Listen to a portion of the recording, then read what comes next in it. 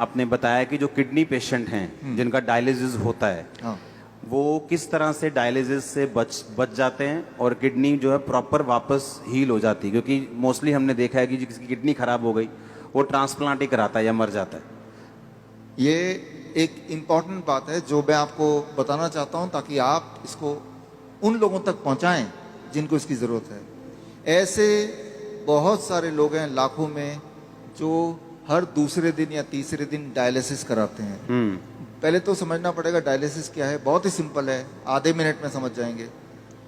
आप जो भी कुछ खाते हैं पीते हैं उसमें कुछ चीज़ें बॉडी उपयोग में लाता है, एनर्जी में कन्वर्ट करता है, कुछ चीज़ें बॉडी यूज़ नहीं कर पाता है, तो आप यूरिन पेशाब के रास्ते उनको बाहर फेंक देते हैं।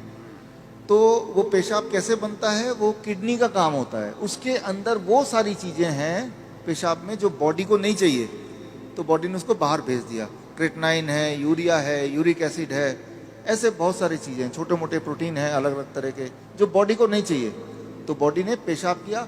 आप बोलेंगे अरे मुझे पेशाब आ रहा है, तो वो किडनी ने बाहर भेजने का तैयारी कर ली है और आप गए और आपने अपने आप को हल्का किया, ठीक हो गया। ये तो हुआ नॉर्मल। आपका बॉडी खुद ही आपका डायलिसिस कर रहा है। डायलिसिस ये है, हमारा बॉडी हमारे अंदर की जो चीज़ जो हमें नहीं चाहिए वो बाहर फेंकने का रास्ता बनाया, इसे कहते हैं डायलिसिस। यानी कि हमारे सबकी बॉडी करती है इसको। अगर वो करना बंद कर दे, किडनी अपना काम करना बंद कर दे, अब जब मैं पानी पी रहा हूँ और बॉडी को उनमें से कई सारी चीज़ नहीं चाहिए लेकिन बाहर का रास्ता बंद है, तो बॉडी क्या करेगा, गुब्बारे की तरह, बैलून की तरह उस पानी को, उस फ्लूइड को बॉडी में ही इकट्ठा होता रहेगा।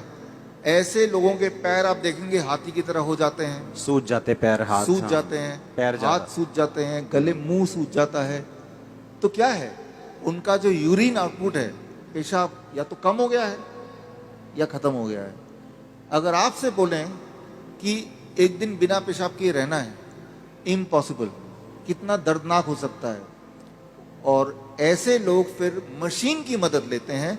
वो मशीन वो खींचता है खून में से वो ऐसे पानी जो खराब है और निकाल के बाहर करता है। इसका मतलब हर दूसरे दिन उसको ऐसा करना पड़ता है और दूसरे दिन तक बॉडी में पानी जमा रहता है। और जबकि बॉडी में पानी जमा रहेगा तो उसका हार्ट के ऊपर भी बोझ है, लंग्स के ऊपर भी बोझ है। हर दिन वो कमजोर होता जा रहा है, हर दिन वो मरता जा रहा है, डायलिसिस कराने के बावजूद भी या डायलिसिस कराने की वजह से भी, क्योंकि डायलिसिस भी किडनी को और फर्दर खराब करती है। तो अब आपको समझ आ गया कि प्रॉब्लम क्या है, डायलिसिस किसे कहते हैं, किडनी खराब होना किसे कहते हैं। ऐसे लोगों को पहचानेंगे कैसे, आप जब देखेंगे। हम कैसे पहचानते हैं ऐसा पेशेंट को, कोई रिपोर्ट की ज़रूरत नहीं है मुझे, आपको भी ज़रूरत नहीं है। आप सिर्फ ऊपर से नीचे देखेंगे, अगर पैर हाथ में सूजन है थोड़ा बहुत भी, तो समझ लीजिए कि किडनी फेलियर की तरफ आप बढ़ चुके हैं।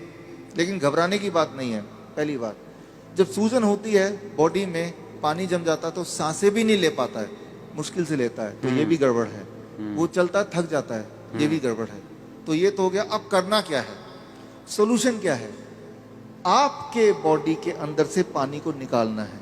उसके लिए बड़ा आसान गॉड का दिया हुआ सोल्यूशन आपके पास ही है इसी वक्त।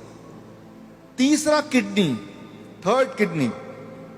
थर्ड किडनी किसे कहते हैं, आपका स्किन, सबसे बड़ा बॉडी का ऑर्गन। आपके स्किन में देखेंगे छोटे छोटे छेद हैं, है ना। तो ये जो छेद हैं, ये छेद से पसीना निकलता है। आप पसीने का एक बूंद लीजिए, पेशाब का एक बूंद लीजिए, दोनों को लैब में ले जाइए। अब पूछिए कि इसमें क्या है। पेशाब के एक बूंद में क्रेटनाइन, यूरिया, यूरिक एसिड, वो सारा कुछ मिलेगा जो पसीने के एक बूंद में मिलेगा। अच्छा, हाँ, यानी कि पसीना और पेशाब सेम है, अलग अलग नहीं है, बिल्कुल सेम है। केमिकल कॉम्पोजिशन दोनों का सेम है, उसमें भी सोडियम है, उसमें भी सोडियम है, उसमें भी पोटेशियम, उसमें भी पोटेशियम है। आपका पसीना एक तरह से बॉडी का पेशाब का ही एक और फॉर्म है। आपका जो स्किन है, ये भी भगवान का बनाया हुआ इमरजेंसी किडनी है, इमरजेंसी किडनी। तो उस इंसान का जिसके दोनों किडनी खराब हो गए, अब क्या करेंगे, ये जो स्टेपनी है, मैं इसको स्टेपनी बोलता हूँ। आपकी गाड़ी का एक टायर पंचर हो गया, आप स्टेपनी यूज करते हैं ना, तो हम बोलते हैं कि ये स्किन को यूज कर लो, स्किन से बाहर निकाल दो। अब सवाल आता है स्किन से कैसे निकालें। स्किन से निकालने के तरीके, अभी बाथटब का वीडियो प्लीज चला दें। ओके, हमारे चलाओ वीडियो बाथटब का। हमारे हॉस्पिटल में, हिम्स हॉस्पिटल है, डेराबस्सी में है, अभी जलंधर में भी खुल गया है। आप देखिए यहाँ पे वीडियो। ये जो लोग आप देख रहे हैं, ये पानी के टब में बैठे हुए हैं। पानी का टेम्परेचर याद रखिएगा 40 डिग्री सेल्सियस पे है। पानी गले तक है। गले तक पानी अगर हो, उसका टेम्परेचर अगर 40 डिग्री सेल्सियस मेंटेन कर पाए, और ये लोग अगर 2 घंटे बैठ पाए, तो 2 घंटे के अंदर 2 घंटे सुबह शाम के एक ही बार, एक बार, या फिर 1-1 घंटा 2 बार। अच्छा, ऐसा करने से, ये सारे किडनी पेशेंट हैं, ये वो पेशेंट हैं जो हर दूसरे तीसरे दिन डायलिसिस कराने जाते थे, लेकिन अब वो जाते नहीं हैं। क्यों? क्योंकि वो अब ऐसा करते हैं, इससे उनकी तीसरी किडनी से वो सारा जो मल है, जो पेशाब के रास्ते नहीं निकल पा रहा था, वो निकल जाता है। पहली बात।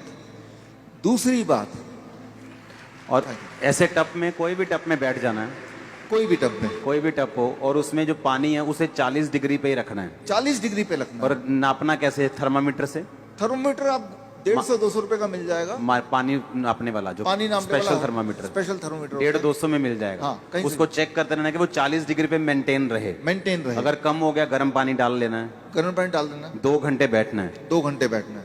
ये टेम्परेरी सोल्यूशन है कि किडनी हील भी होगी? इसमें मैं आता हूँ। हाँ, ये किडनी हील होगी, लेकिन कैसे? 2 चीज होगा उसके साथ। आप अगर ये करेंगे तो एक्सपेरिमेंट करने के लिए उस इंसान का पहले आप बोलिए कि वजन करे, क्योंकि वजन में वो अंदर पानी है। 2 घंटे बाद दोबारा वजन करेंगे तो आधा किलो, 1 किलो, 1.5 किलो वजन कम मिलेगा। मतलब बाहर आ गया, वो बाहर आ गया। पहली बात। आप एक और काम करें, उनके पैरों के सूजन के फोटो खींच लें। 2 घंटे बाद दोबारा देखें, अरे सूजन कहाँ गया? अरे बाहर चला गया, उसको बॉडी ने बाहर भेज दिया। एक और काम करें, किडनी पेशेंट की एक दिक्कत होती है, उनका बीपी बहुत हाई रहता है। क्यों? गुब्बारे को जैसे फुलाएंगे तो प्रेशर बढ़ गया ना, तो बॉडी भी तो गुब्बारे की तरह फूल रही है, पानी अंदर डल डल के, तो प्रेशर बढ़ता जा रहा है। तो चाहे कितनी भी दवा खा लें किडनी का पेशेंट, प्रेशर उनका बहुत ज्यादा होता है, ब्लड प्रेशर। अच्छा, लेकिन तो अब पहले प्रेशर नाप लें, ज्यादा ही मिलेगा 200/100। अब पानी में बिठाएं, और अब पानी में बिठाने के बाद 2 घंटे बाद दोबारा प्रेशर नापें, तो प्रेशर कम हो जाएगा। कम से कम 40 यूनिट कम हो जाता है, किसी का 20 यूनिट कम हो जाता है, लेकिन कम जरूर होता है, हर एक का कम होता है। तो जो मेन सिम्टम होते हैं किडनी पेशेंट के, वो सारे सिम्टम एक क्लासिक सिम्टम होता है। मोस्टली बोलते हैं कि किडनी आपकी श्रिंक हो गई है जी, किडनी सुंगड़ गई है, सिकुड़ गई है, वो काम नहीं कर रही। हाँ, वो फिर से बढ़ेगी कि नहीं बढ़ेगी? ऐसे ही रखना पड़ेगा पेशेंट को? ये बड़ा इंटरेस्टिंग है। ये सवाल बहुत सारे पेशेंट ठीक होने के बाद भी पूछते हैं। ठीक होना कैसे पता चल गया? कि अब उनको ये करने की जरूरत नहीं है। 3 महीना लगातार करने के बाद अब करने की जरूरत ही नहीं है। अब पेशाब भी नॉर्मल हो रहा है, सूजन भी नहीं आ रही है, ब्लड प्रेशर भी नॉर्मल है, यानी ठीक हो गया। लेकिन वो क्रिएटिनिन और यूरिया, क्रिएटिनिन भी नॉर्मल आ गया, यूरिया भी नॉर्मल आ गया, यूरिक एसिड भी नॉर्मल है, सारा कुछ नॉर्मल हो गया। हाँ, ब्रीदिंग भी नॉर्मल है। साइज किडनी का। अब आता है साइज।